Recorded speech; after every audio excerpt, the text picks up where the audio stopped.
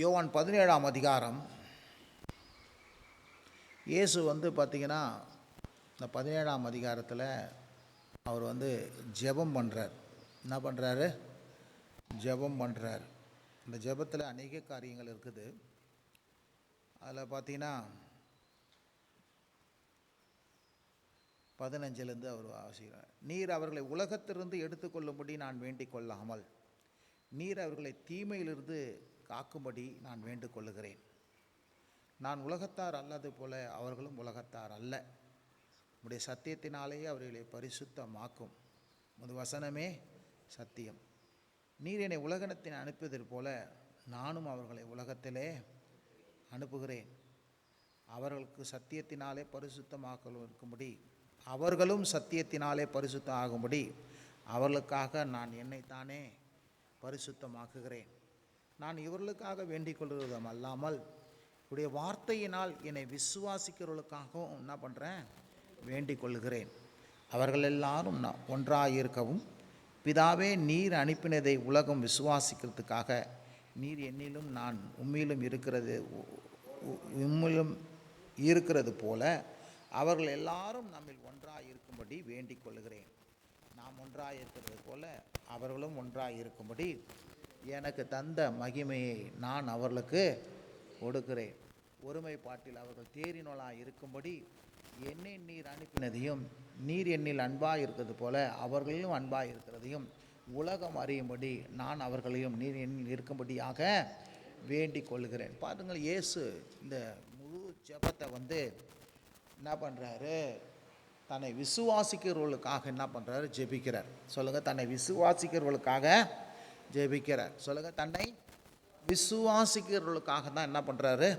ஜெபிக்கிறார். அப்போ இயேசுவை ஆண்டவராக விசுவாசிக்கிறவர்களுக்காக இயேசு என்னென்ன ஜெபித்தாரோ அந்த ஜெபங்களெல்லாம் கேட்கப்பட்டது. சொல்லுங்கள், அந்த ஜெபங்கள்லாம் கேட்கப்பட்டது. அந்த ஜெபத்துக்கு கர்த்தர் என்ன பண்ணுறார்? பதிலையும் தந்திருக்கிறார். அப்போது அந்த ஜெபத்துக்கு பதில் தந்திருக்கிறபடினால இப்போது 14ஆம் வசனத்தின்படி நான் உம்முடைய வார்த்தைகளை அவர்களுக்கு கொடுத்தேன். உலகத்தார் அல்லது போல அவர்களும் என்ன பண்ண உலகத்தார் இவர் இந்த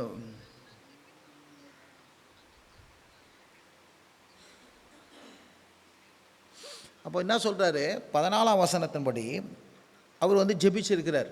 என்ன ஜெபித்து இருக்கிறாரு அப்படின்னா, நான் என்ன பண்ண உலகத்தார் அல்ல. இயேசு யாருங்க? உலகத்தார் அல்ல. என்ன பண்ண அவர்களும் உலகத்தார் அல்ல என்று அவர்கள் என்ன பண்ணுறேன் சொல்கிறேன். ஹல்லேலூயா. இயேசு நம்மளை பார்த்து சொல்கிறார், நம்ம உலகத்தார் அல்ல. பக்கம் சொல்லுங்கள், உலகத்தார் அல்ல. இப்போ உலகத்தாருக்கும் அல்லன்னா என்ன? இந்த உலகம் என்ன பண்ணுது? கண் காண்கிறபடி காது கேட்கிறபடி என்ன பண்ணுது? உணர்வின்படியாக என்ன பண்ணுறாங்க? வாழ்கிறாங்க. அவங்க தான் யாருங்க? உலகத்தார். சொல்லுங்கள், உலகம். அதாவது இந்த பூமியில் சென்சஸ் இருக்குது. சென்சஸ்னால் என்ன பண்ணுது? ஐம்புலனை கொண்டு வாழ்கிற மக்கள் தான் யார்? உலகத்தார். சொல்லுங்கள், ஐம்புலன் நமக்கும் இருக்குது. ஐம்புலன் ரொம்ப தேவை. ஆனால் அவங்க இந்த என்ன பண்ணுறாங்க? இந்த ஐம்புலனை கொண்டு தான் எதிர்காலத்தையே என்ன பண்ணுறாங்க? நிர்ணயிக்கிறாங்க. ஐம்புலனை கொண்டு தான் என்ன பண்ணுறாங்க? கடவுளையே தேடுறாங்க. ஆனால் நம்மளுக்கு ஐம்புலன்கள் இருக்குது. ஆனால் இந்த உலகத்துக்கு வாழ்கிறதுக்கு மாத்திரம் நம்ம இந்த ஐம்புலன்களை யூஸ் பண்ணுறோம். கண்ணு பார்க்கவும், காது கேட்கவும், மூக்கு நுகரவும், வாய் பேசவும், மெய்யினால் மெய்யினா என்னது? சரீரம். இதனால் உணரவும் தான் நம்ம என்ன பண்ணுறோம்? செய்கிறோம். இந்த உலகத்துக்கு என்று கொடுக்கப்பட்டது. ஆனால் நம்மளை இதை கொண்டு நம்மளை எதிர்காலம் எப்படி இருக்கும்னு சொல்லிட்டு நம்ம என்ன பண்ணக்கூடாது? அறியவே கூடாது. சொல்லுங்கள், இன்றைக்கு இருக்கிற உலகத்தை என்ன பண்ண முடியும்? இதை அறிந்து கொள்ள முடியும் ஒழிய இந்த உணர்வை கொண்டு நம்ம என்ன பண்ணுவோம்? எதிர்காலம் எப்படி இருக்கும்னு சொல்லிட்டு என்ன பண்ண முடியாது? அறிந்து கொள்ள முடியாது. அதே போல் கடவுளையும் என்ன பண்ணுவாங்க? இவங்க எல்லாம் உணர்வின் அடிப்படையில் தான் தேடுவாங்க. இந்த உலகத்தார் என்ன பண்ணுவாங்க? உணர்வின் அடிப்படையில் கண் பார்க்கறதுனால ஒரு காரியத்தை செய்வாங்க. இல்லை, கண்ணை பார்த்த பிறகு தான் அவங்களுக்கு சிலையை பார்த்த பிறகு தான் என்ன பண்ணுறது? பயம் வரும். சிலையை பார்த்து தான் கும்பிடுவாங்க. அவங்க ஆராதனை எல்லாம் என்ன பண்ணுது? உணர்வின் அடிப்படையில், பார்வையின் அடிப்படையில் தான் என்ன பண்ணுது? இருக்கும். அந்த அடிப்படையில் தான் தேவனை ஆராதிக்கிறாங்க. அந்த அடிப்படையில் தான் தேவன் மேலே என்ன பண்ணுறாங்க? நம்பிக்கை வைக்கிறாங்க. உணர்வின் அடிப்படையில் நம்பிக்கை வைக்கிறாங்க. ஆனால் நாம் இப்படிப்பட்டவர்கள் அல்ல. சொல்லுங்கள், நாம் இப்படிப்பட்டவர்கள் அல்ல. நம்ம கடவுளை எப்படி ஆராதிக்கிறோம் அப்படின்னா, பார்த்து ஆராதிக்கிறதுல பார்க்காம ஆராதிக்கிறோம். அல்லேலூயா. கண்டு விசுவாசிக்கிறவர்கள காணாததை விசுவாசிக்கிறோம். விசுவாசம் என்பது நம்பப்படுகிற உறுதியும் காணப்படாதவையின் நிச்சயம். விசுவாசம் என்பது தரிசித்து நடப்பதல்ல, விசுவாசித்து. அப்போது கடவுளுக்கு அடுத்த காரியத்தில் நம்ம உணர்வை என்ன பண்ணுறதில்ல, யூஸ் பண்ணுறது கிடையாது. விசுவாசத்தை யூஸ் பண்ணுறோம். காணப்படாததை நம்ம என்ன பண்ணுறோம், யூஸ் பண்ணுறோம். அதே போல் எதிர்கால வாழ்க்கையும் நம்ம உணர்வை கொண்டு செயல்படுவதில்லை, பார்வையை கொண்டு செயல்படுவதில்லை. எதிர்கால வாழ்க்கையை கூட நம்ம எப்படி பண்ணோன்னா விசுவாசத்தின் அடிப்படையில் தான் நம்ம என்ன பண்ணுறோம், பார்க்கணும். இதுதான் உலகத்தார் அல்ல. இருந்தால் ஒரு ஆமென் சொல்லுங்கள். உங்களை போல அவங்களால வர முடியாது. சொல்லுங்கள். இந்த விசுவாசம், நம்பிக்கை, கண் பார்க்காததை நம்புறது, எதிர்காலத்தை குறித்து ஒரு நம்பிக்கை, கடவுளை பார்க்கலனாலும் அவரை குறித்து நம்புறது, இதெல்லாம் உலகத்தான் மக்களுக்கு என்ன பண்ணாது, வரவே வராது. ஏன்னா அவன் உலகத்தான். நீங்களும் நானும் யார் ஆண்டு சொல்லிக்கிறாரு, உலகத்தாரு அல்ல. நமக்கு ஒரு விசேஷம் என்ன, பார்க்கலனா கூட தெய்வத்தை நம்ப முடியும். எதிர்காலத்தை குறித்து இன்றைக்கி இருக்கிற பிரச்சனையை பார்க்கணும். அதி சீக்கிரத்தில் இந்த பிரச்சனை முடிஞ்சிடும். அதி சீக்கிரத்தில் இந்த லேசான உபத்திரம் என்ன போயிடும். ஹல்லேலூயா. காணப்படுகிறதை நம்பிக்கை அல்ல, காணாததை நம்பினோமால் அது வருவதற்கு பொறுமையோடு கூட காத்து கொண்டிருப்போம். ஹல்லேலூயா, ஹல்லேலூயா. இருந்தால் ஒரு ஆமென். அப்போ முதல்ல நாம் உலகத்தார் அல்ல. சொல்லுங்கள், நாம் உலகத்தார் அல்ல. நீர் அவர்களை உலகத்திலிருந்து எடுத்துக்கொள்ளும்படி வேண்டிக் கொள்ளாமல் அவர்களை தீமையிலிருந்து பார்க்கும்படி வேண்டிக் கொள்கிறேன். நான் உலகத்தார் அல்லது போல அவர்களை உலகத்தாரே அல்ல. சொல்லுங்கள், உலகத்தாரே அல்ல. முதல்ல நம்ம உலகத்தார் அல்ல. பக்கம் சொல்லுங்கள், நம்ம உலகத்தார் அல்ல. இருந்தால் ஒரு ஆமென் சொல்லுங்கள். அவனுக்கு விசுவாசம் கிடையாது, நம்பிக்கை கிடையாது. அவன் கடவுளை என்ன பண்ணுறான், கண்ணால் பார்த்து என்ன பண்ண, உணர்ந்து தொட்டு ஆராதிப்பான். நான் பார்த்து தொட்டு உணர்ந்து ஆராதிக்கிறது இல்லை, இருதயபூர்வமாக நான் என்ன பண்ணுறேன், ஆராதிக்கிறேன். ஹல்லேலூயா. அப்புறம் பாருங்கள், உம்முடைய சத்தியத்தினாலே அவர்களை பரிசுத்தமாக்கும், உம்முடைய வசனமே சத்தியம், நீர் ஹல்லேலூயா. திரும்ப அவர்களும் ஒரு சத்தியத்தினாலே பரிசுத்தமாக்கும்படி அவர்களுக்காக என்னை நானே என்ன பண்ணுறேன், பரிசுத்தமாக்குறேன். கவனிங்க, ரெண்டாவது, நாம் உலகத்தார் அல்லது போல கர்த்தர் நம்மை பரிசுத்தமாக்கியிருக்கிறார். சொல்லுங்கள், கர்த்தர் நம்மளை பரிசுத்தமாக்கியிருக்கிறார். எதை கொண்டு பரிசுத்தமாக்கியிருக்கிறாரு, வசனத்தை கொண்டு பரிசுத்தமாக்கியிருக்கிறார். இருந்தால் ஒரு ஆமென் சொல்லுங்கள். முதல்ல எதை பரிசுத்தமாக்கியிருக்கிறாரு, நம்முடைய ஆவியை பரிசுத்தமாக்கிறார். வசனத்தை கொண்டு என்ன பண்ணிக்கிறாரு, சத்திய வசனத்தினாலே, சுவிசேஷ வசனத்தினாலே நம்மளை என்ன பண்ணுறாரு, நம்ம ஆவியை பரிசுத்தமாக்கியிருக்கிறார். அப்புறம் ஆத்துமாவையும் என்ன பண்ணுறாரு, பரிசுத்தமாக்கி கொண்டிருக்கிறாரு. சரீரத்தையும் பரிசுத்தமாக்கி கொண்டு இருக்கிறார். இருந்தால் ஒரு ஆமென் சொல்லுங்க. அல்ல சத்தியத்தினாலே அவர்களை பரிசுத்தம் ஆகும்படி அவர்களுக்காக நான் என்னைத்தானே என்ன பண்ணுறேன், பரிசுத்தமாக்கி இருக்கிறேன். அப்போ இயேசு பரிசுத்தர்.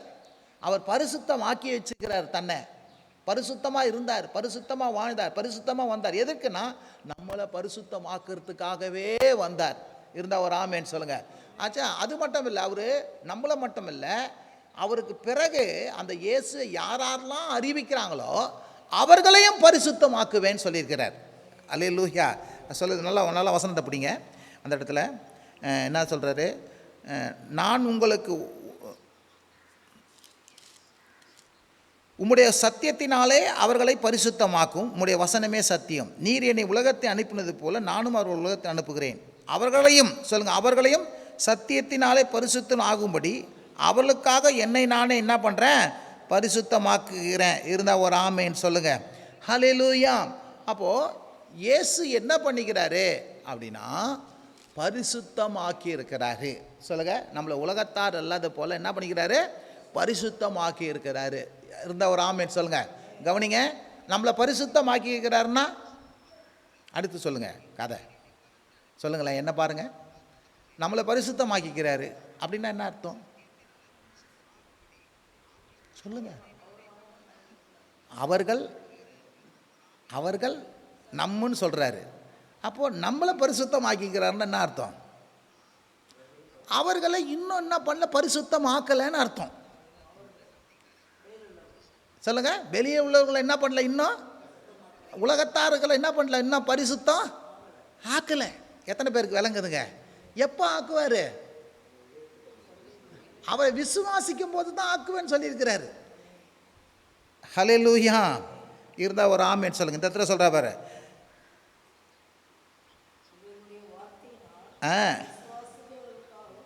வேண்டிக் கொள்கிறேன். ஹல்லேலூயா. அவர்களும் சத்தியத்தினாலே பரிசுத்தமாக்கும்படி அவர்களுக்காக என்னை நானே என்ன பண்ணுறேன், பரிசுத்தமாக்கி கொள்கிறேன். இருந்தா ஒரு ஆமென் சொல்லுங்க. யாரு? என்னை விசுவாசிக்கிற யாவரையும் பரிசுத்தமாக்கிறதுக்கு நான் என்ன பண்ணுறேன், வேண்டிக் கொள்கிறேன். அப்போது எப்போ ஒரு மனுஷன் கவனிங்க, எப்போ ஒரு மனுஷன் பரிசுத்தமாவானா, எப்போ இயேசுவை விசுவாசிக்கிறானோ அப்போ தான் பரிசுத்தம் ஆகுவான். அப்போ நீங்களும் நானும் என்ன ஆகிட்டோம், பரிசுத்தமாகிட்டோம். விசுவாசித்தோம், பரிசுத்தமாகிட்டோம். யாரெல்லாம் விசுவாசிங்களோ அவங்களுக்கெல்லாம் இயேசுவின் ஜெபம் என்ன பண்ணோம், வேலை செய்யும். எத்தனை பேருக்கு விளங்குதுங்க? ஹல்லேலூயா. அதுக்கப்புறம் அவர் சொல்கிறாரு, நான் உங்களை பரிசுத்தமாக்கிட்டேன், உங்களை உலகத்தார் அல்லன்னு சொல்லிட்டேன், நான் இப்போ உங்கள் உலகத்தாருக்குள்ளே உங்களை அனுப்புகிறேன். சொல்லுங்கள், உலகத்தாருக்குள்ளே நான் என்ன பண்ணுறேன், அவர்களை அனுப்புகிறது போல் நான் உங்களை என்ன பண்ணுறேன், அனுப்புகிறேன். இருந்தால் ஒரு ஆமேன்னு சொல்லுங்கள். ஹல்லேலூயா. 17 சொல்கிறாரு பாருங்க, உங்களுடைய சத்தியத்தினால் நீர் என்னை உலகத்தில் அனுப்பினது போல நானும் அவர்களை உலகத்தில் என்ன பண்ணுறேன், அனுப்புகிறேன். இருந்தால் ஒரு ஆமேன்னு சொல்லுங்கள். கர்த்தர் நம்ம என்ன பண்ணிக்கிறாரு, இந்த உலகத்தில் வச்சிருக்கிறாரு, இந்த உலகத்தில் அனுப்பியிருக்கிறாரு. பிதாவாகிய தேவன் குமாரனை என்ன பண்ணுற, தமது அனுப்பினது போல உன்னையும் என்னையும் இங்கே வச்சிருக்கிறாரு, அனுப்பியிருக்கிறாரு. எதுக்கு வச்சிருக்கிறாரு? இயேசுவை அவர்களுக்கு சொல்லும்படியாக. அல்லேலூயா. ஹல்லேலூயா. அதான் நான் அவர்களுக்கு வேண்டிக் கொள்கிறேன், இவர்களுக்காகல, இவர்களுடைய வார்த்தையினால் என்னை விசுவாசிக்கும்படி இவர்களுக்காக நான் என்ன பண்ணுறேன், வேண்டிக் கொள்ளுகிறேன். அப்போ நம்முடைய வார்த்தையினாலே அவர்கள் விசுவாசிக்கிறதுக்காக என்ன பண்ணுறாரு, வேண்டிக் கொள்கிறார். என்ன சொல்கிறாருன்னா, நீ போய் சொல்லு, நான் என்ன பண்ணுறேன், அவர்கள் விசுவாசிக்கிறதுக்காக நான் என்ன பண்ணுறேன், நீ சொன்ன மக்களுக்காக நான் வேண்டிக் கொள்ளுகிறேன். இருந்தால் ஒரு ஆமேன்னு சொல்லுங்கள். விளங்குறா? ஒரு ஆமேன்னு சொல்லுங்கள். ஹல்லேலூயா. அப்போது இந்த உலகத்தாருக்கு கர்த்தர் பரிசுத்தமாக்கலை. உலகத்தாரை பரிசுத்தமாக்கிறதுக்கு யாரை வச்சுக்கிறாருன்னா, உன்னையே என்னையே வச்சுக்கிறார். நம்ம அவனுக்கு போய் இயேசுவை குறித்து சொன்னோம்னா, சொல்லும்போது அவன் விசுவாசத்தை தருவதற்கு, அவனுக்கு விசுவாசத்தை உண்டாக்குறதுக்காக நான் என்ன பண்ணுறேன், வேண்டிக் கொண்டு இருக்கிறேன். நீ சொல்லும்போது அவனுக்கும் விசுவாசம் வரும். சொல்லுங்கள், நீங்கள் சொல்லும்போது என்ன பண்ண, அவனுக்கும் விசுவாசம் வரும். இருந்தால் ஒரு ஆமேன்னு சொல்லுங்கள். ஹல்லேலூயா. அதனால தான் ஆண்டவர் என்ன பண்ணார், 12 சீஷரை வச்சுக்கிறார். 12 சீஷரை அன்றைக்கி என்ன பண்ணார், வச்சுருக்கிறார். இன்றைக்கி எல்லாரையும் சீஷராக வச்சுக்கிறார். நீ இயேசுவை குறித்து எப்போல்லாம் சொல்கிறியோ அப்போ என்ன பண்ணுவார், அவங்களுக்காகவும் அவர் வேண்டிக் கொள்வார். சொல்லுங்கள், அவங்களுக்காக நீ வேண்டிக் கொள்வது இல்லை, அவங்களுக்காக அவரே என்ன பண்ணுவார், எதுக்காக வேண்டிக் கொள்ளுகிறாரு, நீ சொல்லும்போது அவங்கள இயேசுவை அறியறதுக்கான விசுவாசத்தை அவரே என்ன பண்ணுவார், அவங்களுக்கு தருவார். இருந்தால் ஒரு ஆமேன்னு சொல்லுங்கள். ஹல்லேலூயா. அப்போது 2 காரியம். 1, நம்ம உலகத்தார் அல்ல. 2, நம்மளை பரிசுத்தமாக்கிக்கிறாரு. 3, நம்மளை சொல்கிறாரு, நான் அனுப்பியிருக்கிறேன், உங்களை என்ன பண்ணிக்கிறேன், நான் உங்களை என்ன பண்ணிக்கிறேன், அனுப்பியிருக்கிறேன். ஓநாய்களுக்குள்ளே ஆடு அனுப்புவது போல் அனுப்பிக்கிறேன், மோசையை அனுப்பியது போல் அனுப்பிக்கிறேன், தமது குமாரனை அனுப்பினது போல் உங்களை அனுப்பிட்டேன். நீங்கள் போய் என்ன பண்ணுங்கள், இயேசுவே ஆண்டவர்னு சொல்லுங்கள். நீ சொல்லும்போது அவன் விசுவாசிப்பான். அவன் என்ன பண்ணுவான், விசுவாசிப்பான். அவனை பரிசுத்தமாக்கிறதுக்கும் அவனை ரட்சிக்கிறதுக்கும் அவன் வாழ்க்கையை மாற்றத்துக்கும் நான் இல்லை, உங்களை தான் வச்சுக்கிறேன்றார். இருந்தால் ஒரு ஆமேன்னு சொல்லுங்கள். யாரை வச்சுக்கிறேன்றாரு, உங்களை தான் என்ன பண்ணுறேன், வச்சுக்கிறேன். நீங்கள் போய் இயேசுவே ஆண்டவர்னு சொல்லுங்கள், போதும். சொல்லுங்கள், இயேசுவே ஆண்டவர்ப்பா, இயேசு தான்ப்பா ஆண்டவர், இயேசு தான்ப்பா சத்தியம், இயேசுவை நம்புப்பான்னு சொல்லுங்கள். உடனே அவனுக்குள்ளே விசுவாசம் வரும். உடனே அவனுக்காக கர்த்தர் என்ன பண்ணுவார், ஜெபம் பண்ண ஆரம்பிச்சிருவார்.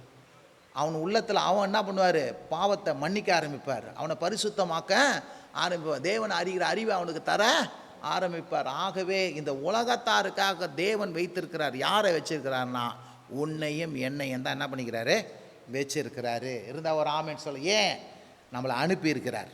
எப்படி அனுப்பியிருக்கிறாரு, நம்மளை என்ன பண்ண, ஒரு விசுவாசத்தை கொடுத்து நம்மளை என்ன பண்ணுறாரு, நம்மளை பரிசுத்தமாக்கி நம்மளை என்ன பண்ணுறாரு, அனுப்பியிருக்கிறாரு.